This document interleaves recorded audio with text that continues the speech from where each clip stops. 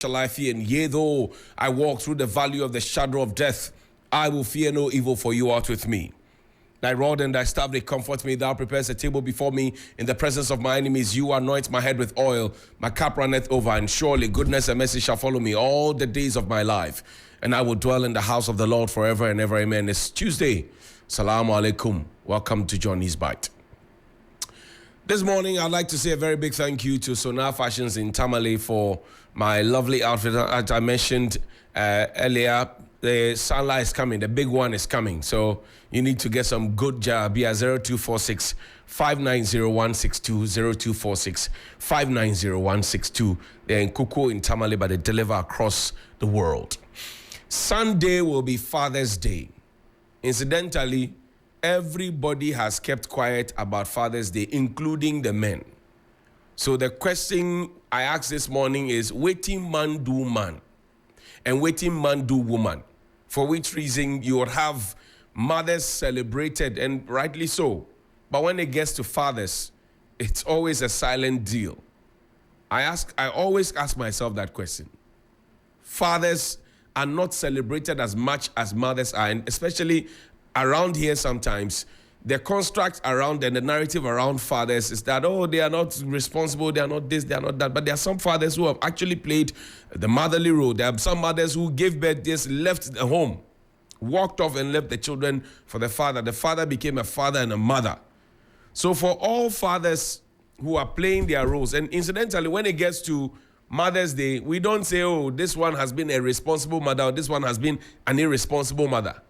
We say, oh, happy Mother's Day to all. When it gets to Father's Day, then we try to disintegrate and disaggregate and segregate and try to, break it down and say, oh, to all responsible men. No. Father's Day is Father's Day. It's happening on Sunday. So if you are not in good connection with your father, please start amending it. Call your father. Or if there are father figures in your life, wish them. Father's Day, it comes. Now, yesterday I saw a cartoon.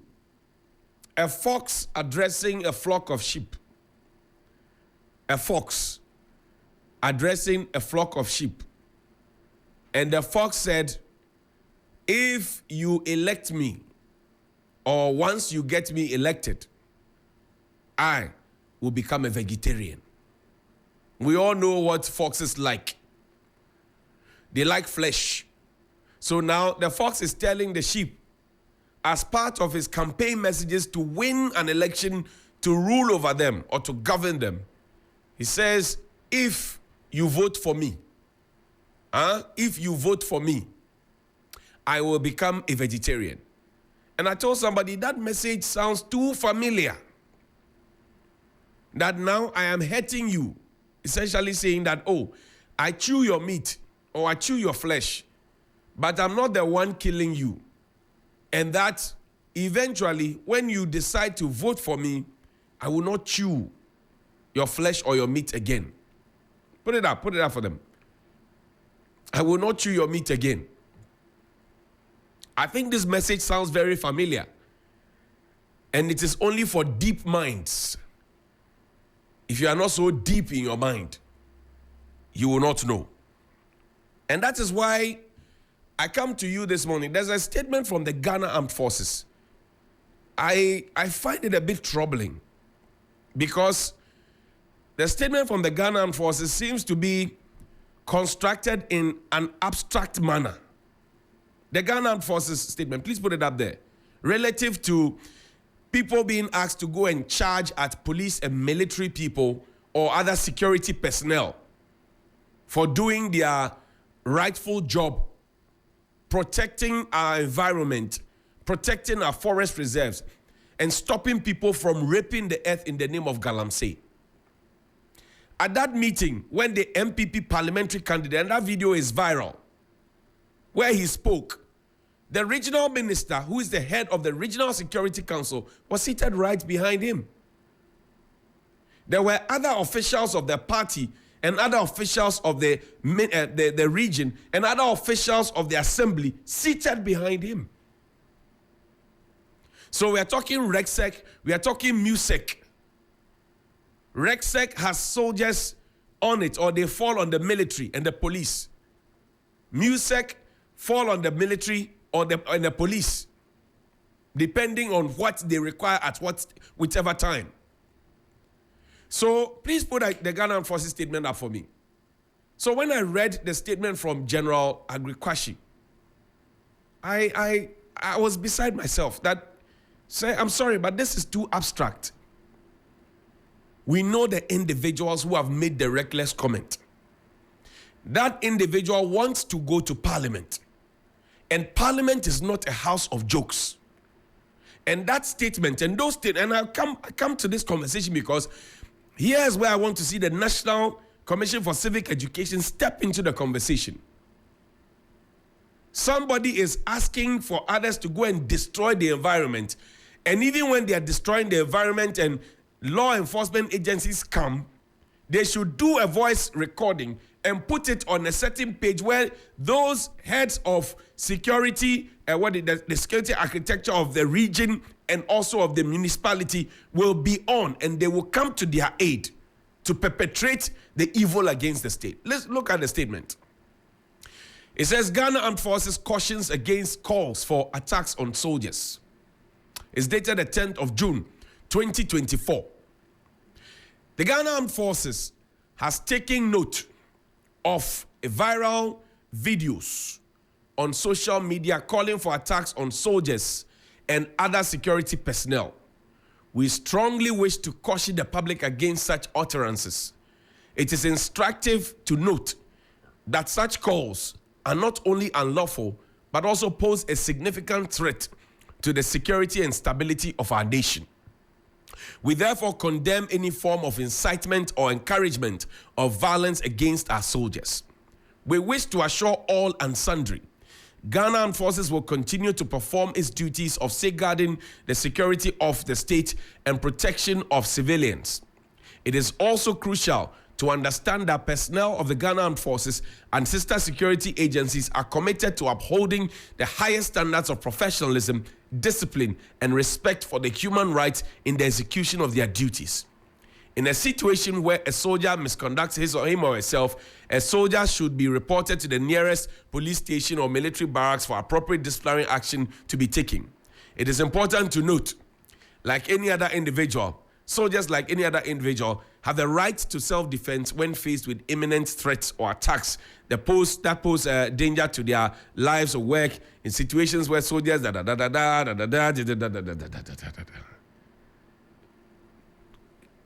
Brigadier General Agrikwashi, keep it there. Sir, I think that the Public Relations Department just watered this down. Mr. Frimpong is the one who made that reckless comment. He's a candidate of the MPP who wants to go to Parliament. Mention his name in this one. The minister, Otredaku Mensah, he was there. Mention his name in this thing. They say, I'm suggesting to you that the people they have mentioned, MCE and minister, come to me.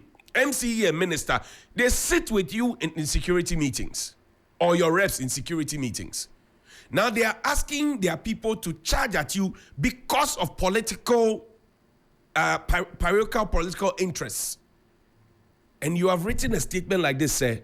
A statement that is telling us what we already know. That soldiers also have a right, they have a duty to perform, and that if you attack them, they can attack you back, and that, they should be reported to the nearest police station, etc., etc., etc. When we know, and you know better than I do, sir, that the training given to soldiers is not one that has to be toyed with by civilians. Because what a soldier knows, a civilian doesn't know. And the soldier's construct is totally different from that of the civilian. So it must be condemned, and the people who made those reckless comments must be called to order. He says, Operation Vanguard, Operation this, Operation Abadabad. Look, find the video for me. There are 3 videos, and we'll close. Operation Vanguard, Operation this, Operation Abazi. So a certain disdain and disregard for stuff that we were told will help us to fight Galamsey. We're made to spend fortunes forming Operation Vanguard, Operation Galamstop. We sent people's husbands into the bush policemen, soldiers, immigration officers, national security officers. We sent them into the bush. Can someone please remind me what killed Major Maxwell Mahama? Captain Mahama promoted posthumously to Major Maxwell Mahama, and that's what we know in this country. We send people into harm's way, and then when they are killed, we wear our uniforms with all the ranks and the pegs, and we go to their family to go and give them posthumous rank and promotion. What has been written now, if those 2 people are not held to account, in fact 3 people, it will continue. Look, Oliver, there's a military man who has been beaten recently. He was nearly lynched. Wasachimpi. And that is why I find the statement, the substance. Even now, the military, an institution that we know is an institution of precision and discipline, is now not being precise with its comment on a reckless thing that has been made.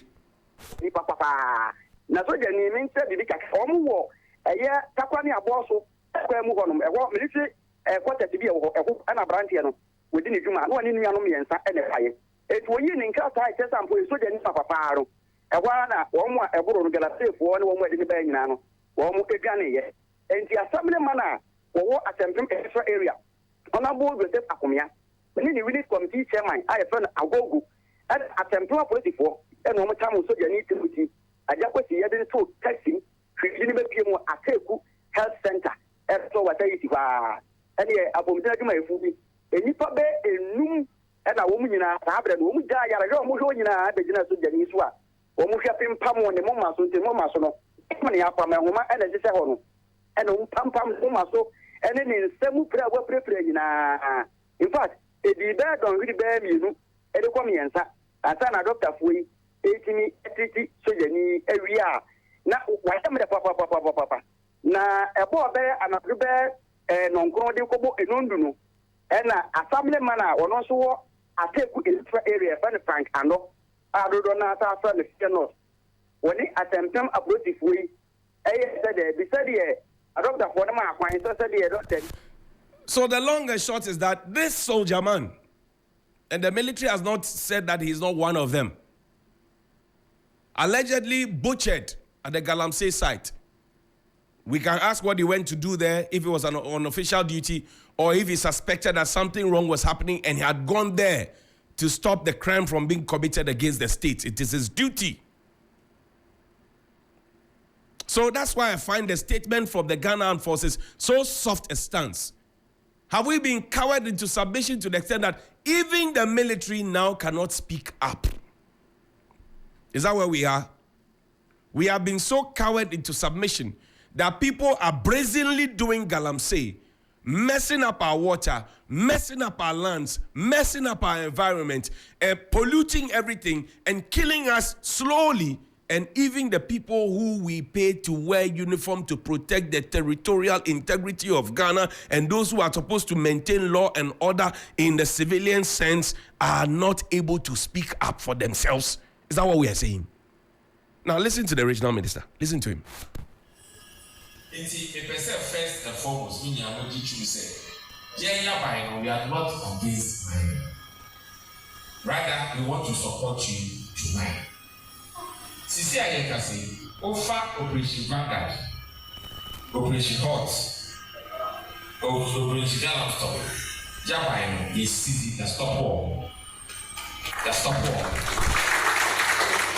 war. Yeah, the person. So you heard him. Operation, find the aspirants video for me. Operation Vanguard, Operation this, Operation that. Because we support mining, ya stop you.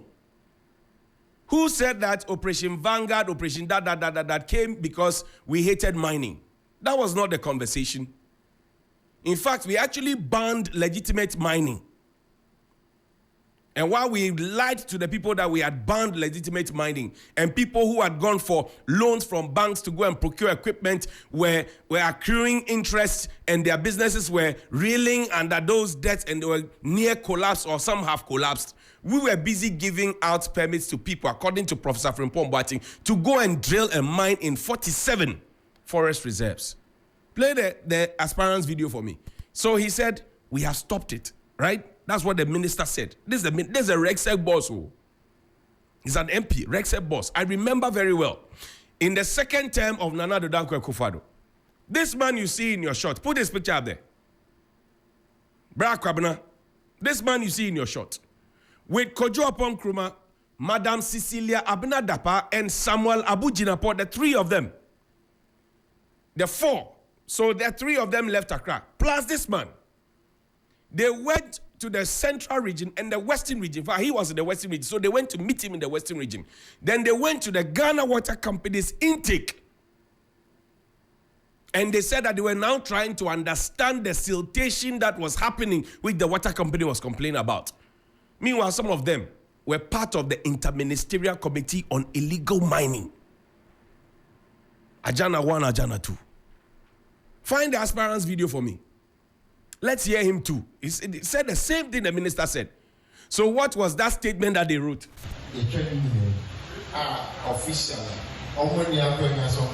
Start it for me. Start it for me.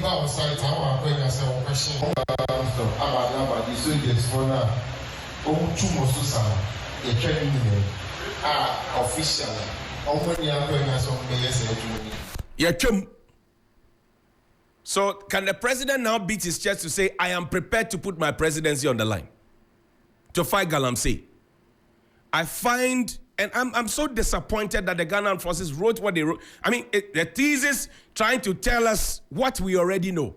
Mention the names of the individuals. Mention the names of the individuals. We know that. We saw the video. And these are not videos of but the video, we know the individuals in the video. We know them. We can identify all of them. So why are we playing the ostrich? And then we will come back and arrest Kojo Mensah and Dagadu, who have been sent into the pit to go and mine by some big man. And then we'll leave the big man off the hook. And then we'll come, and then the Chinese who are with them, we say that, oh, we cannot find interpreters for the Chinese in court, so we left them off the hook. Go to the University of Ghana. There's a whole language department. They teach people Chinese. People can speak fluent, lucid, impeccable Chinese. Go to the Ghana Institute of Languages. And it's actually an insult to them. When anybody says that from the forestry, it's an insult to them. Very, very big insult. What we are doing, one day will come back to hurt all of us. Look, there's a let me leave this one. There's a bridge, the Malam stretch, Fifia Bakas, yes. Malam Market. Look at what is happening. I don't know what they call this, but it's literally falling off. Such a heavy metal, a heavy structure is falling off. The bolts there that hold it down. And Fifia Baka, he put this as Malam and says they are waiting for an accident to occur first before it will be fixed. This is what Ghanaians think. They are waiting for an accident to occur first before it will be fixed. And it is not as if we have not seen it all. We have seen it. We see it pretty much like we see the street lights that don't work. Pretty much like the traffic lights that don't work. We see them all, but we decide that, oh, it is not important.